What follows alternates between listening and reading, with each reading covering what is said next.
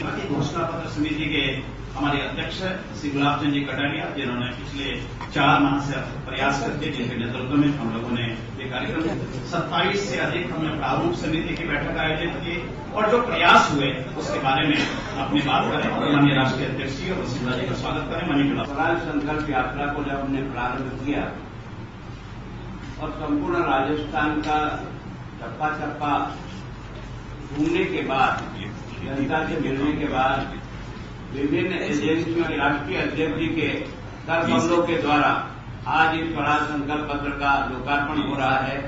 मैं राष्ट्रीय अध्यक्ष जी का स्वागत करता हूं, वसुंधरा जी का भी स्वागत करता हूं कि उन्होंने जो काम हमारी इस कमेटी को दिया, हमने पूरा प्रयत्न किया।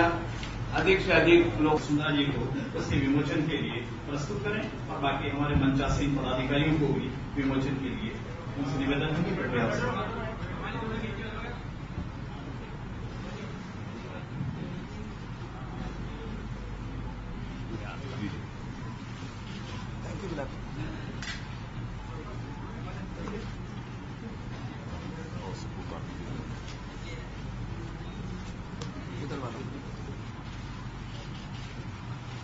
Thank you for the ideas.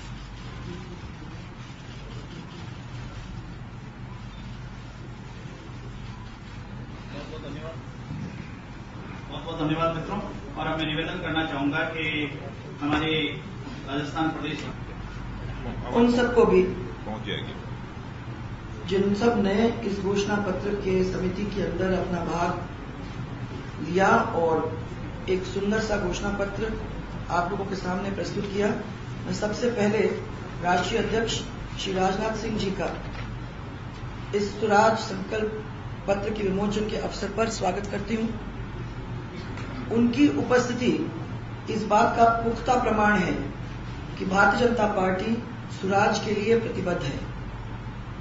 इस स्वराज संकल्प पत्र को तैयार करने में माननीय गुलाब जी के नेतृत्व में पार्टी के वरिष्ठ नेताओं की टीम ने दिन और रात मेहनत की है। जनता के सभी वर्गों के साथ उन्होंने संवाद किया। राजस्थान के सभी क्षेत्रों का वरिष्ठ नेताओं ने अपने अध्ययन के आधार पर और अनुभव के आधार पर उनकी समस्याओं का विश्लेषण किया और उनकी आकांक्षाओं को इस स्वराज संकल्प पत्र में समाहित करने का काम किया। उनके अथक प्रयास के लिए मैं उनकी भरपूर सराहना करती हूं, धन्यवाद भी देती हूं। अपनी स्वराज संकल्प यात्रा के दौरान मुझे बहुत सारे सकारात्मक सुझाव सीधे राजस्थान के निवासियों से प्राप्त हुए। मैं हमेशा मानती हूं कि 6.5 करोड़ का हमारे राजस्थान का परिवार एकजुट रह सकता है। भारतीय जनता पार्टी सभी 36 कौम और बिरादरियों को साथ लेकर एक नए राजस्थान का निर्माण करने के लिए प्रतिबद्ध है। इस स्वराज संकल्प पत्र में हमने उन विषयों का समावेश किया है जिन्हें हम 5 वर्षों के आगामी कार्यकाल में पूरा करने की उम्मीद रखते हैं। ये स्वराज संकल्प पत्र हमारे लिए एक मिशन है। ये केवल वादा नहीं है, बल्कि हमारा एक बहुत मजबूत इरादा है जो इस स्वराज संकल्प पत्र के रूप में हम आज आप सबको, राजस्थान के वासियों को प्रस्तुत कर रहे हैं।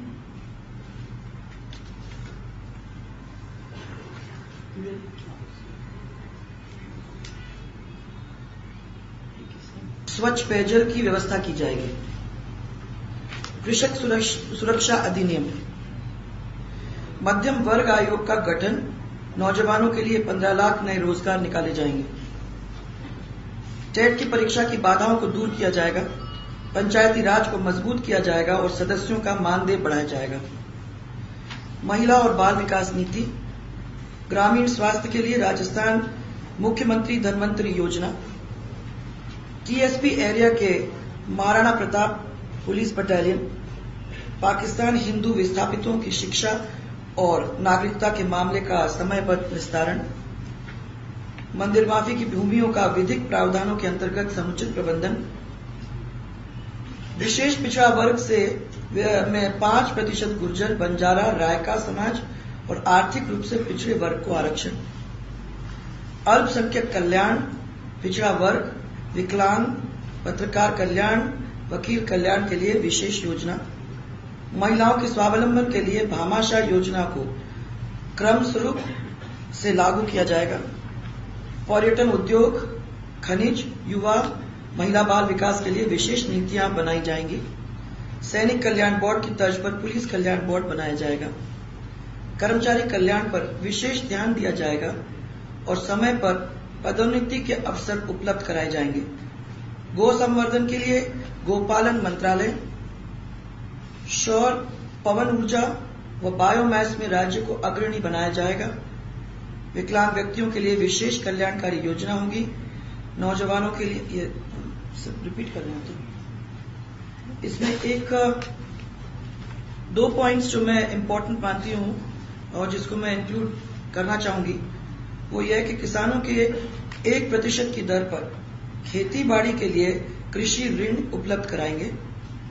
और नंबर 2, पंजीकृत बेरोजगार नौजवानों को 20 लाख रुपए की रोजगार की सरकार की गारंटी पर 3%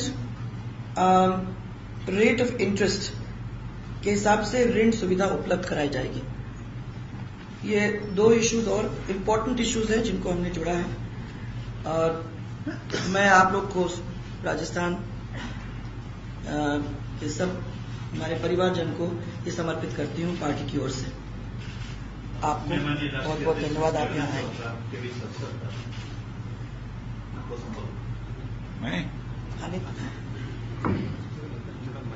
इधर आ जाओ।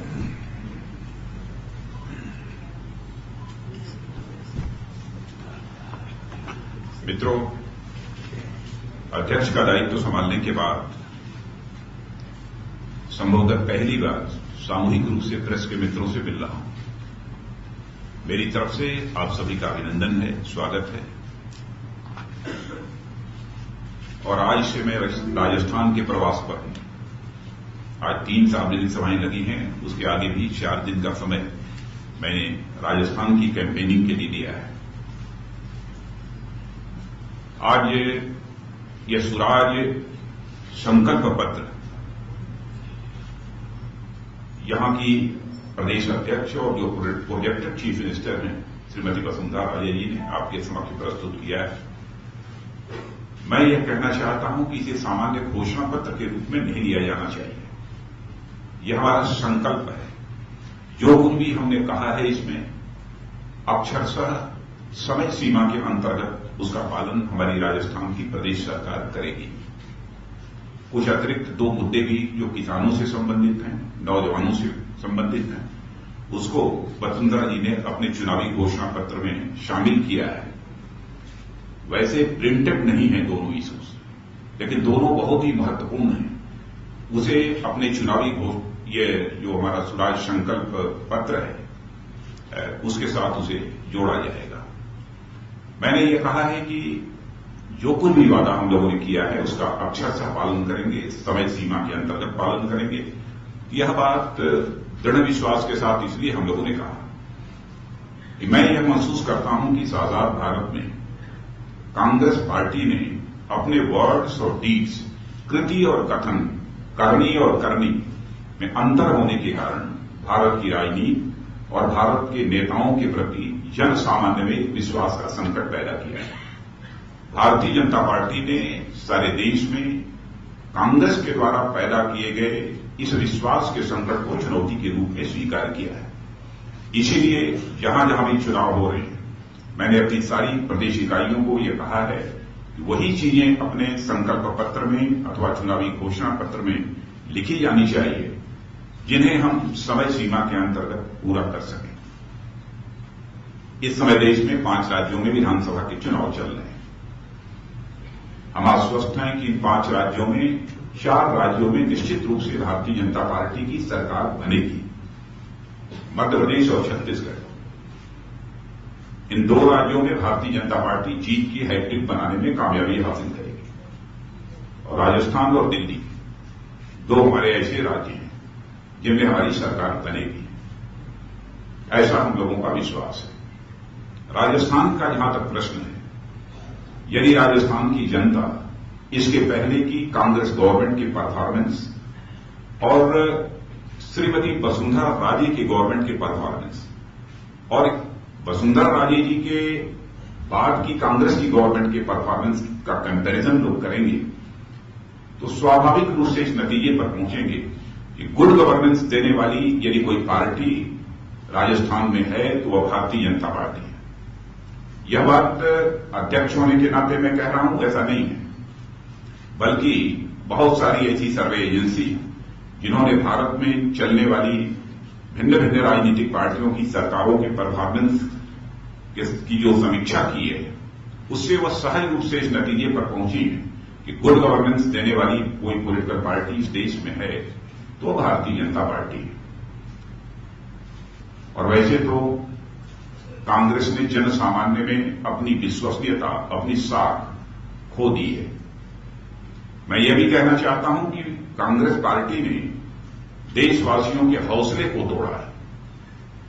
हौसला जब टूटता है तो कोई व्यक्ति छोटी से छोटी चुनौतियों का भी सामना नहीं कर पाता, लेकिन हौसला यदि बुलंद होता है तो चुनौती चाहे कितनी भी बड़ी क्यों न हो, इस पर वह व्यक्ति विजय हासिल करने में सफलता प्राप्त करता है।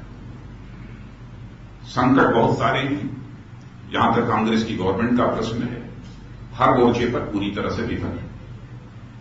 इकोनॉमिक फ्रंट हो, इंटरनल एक्सटर्नल सिक्योरिटी फ्रंट हो, डिप्लोमेटिक फ्रंट हो, हर फ्रंट पर पूरी तरह से फेल्योर है। इकोनॉमिक फ्रंट के बारे में बहुत डिटेल नहीं जाना चाहूंगा, लेकिन महंगाई का संकट एक इतना बड़ा संकट इस कांग्रेस लेड यूपीए गवर्नमेंट के शासनकाल में खड़ा हुआ है देश के समक्ष, जिससे जन सामान्य पूरी तरह से त्रस्त है। लाख वायदों के बावजूद यह कांग्रेस लेड यूपीए गवर्नमेंट महंगाई के संकट से देशवासियों को निजात नहीं दिला पा रही है। इकोनॉमिक फ्रंट की यदि हम पूरी चर्चा करें, चाहे फिस्कल डेफिसिट हो जिसे राजकोषीय घाटा कहते हैं, चाहे करंट अकाउंट डेफिसिट हो जिसे चालू घाटा कहते हैं, ये दोनों नियंत्रण के बाहर हो चुके हैं। और मैं आपको यह भी याद दिलाना चाहता हूं कि जब सेंटर में बीजेपी लेड एनडीए गवर्नमेंट थी और श्री अटल बिहारी वाजपेयी जी भारत के प्रधानमंत्री थे, वह एक ऐसा अवसर था जब Bharatvarsh current account deficit country नहीं था, बल्कि Bharatvarsh current account surplus country बन गया था। रुपए की वैल्यू डॉलर के अगेंस्ट कितनी तेजी के साथ गिर रही है, इससे भी समस्त देशवासी अच्छी तरह परिचित है। यदि यह गिर रही है रुपए की वैल्यू डॉलर के अगेंस्ट, तो इसलिए गिर रही है कि करंट अकाउंट डेफिसिट यानी चालू खाता बढ़ रहा है, एक्सटर्नल डेट विदेशी कर्ज का बोझ भारत पर बढ़ रहा है।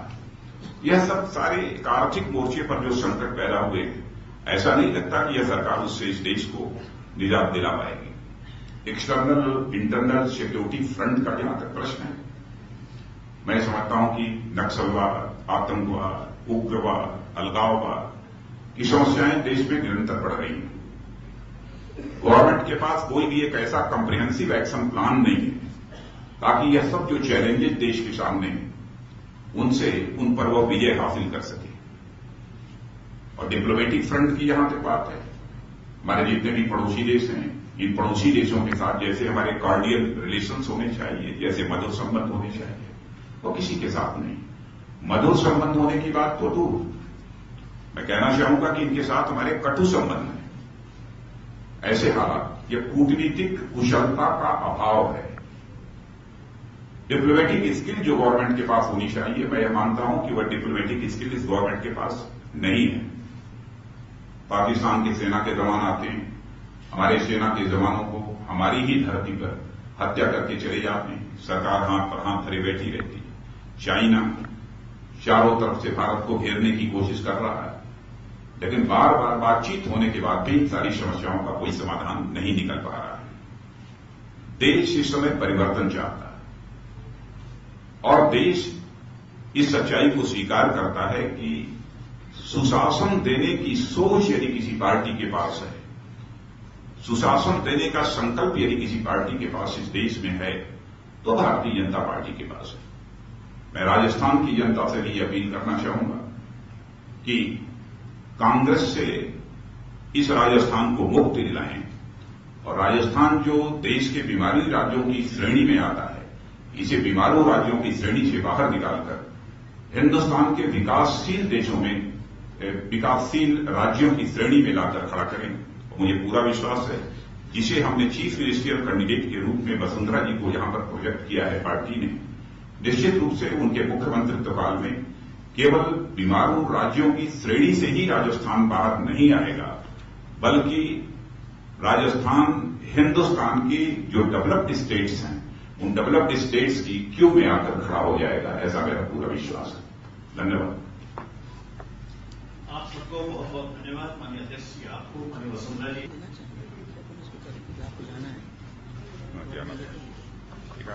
वो लेने में कहीं नहीं लिया।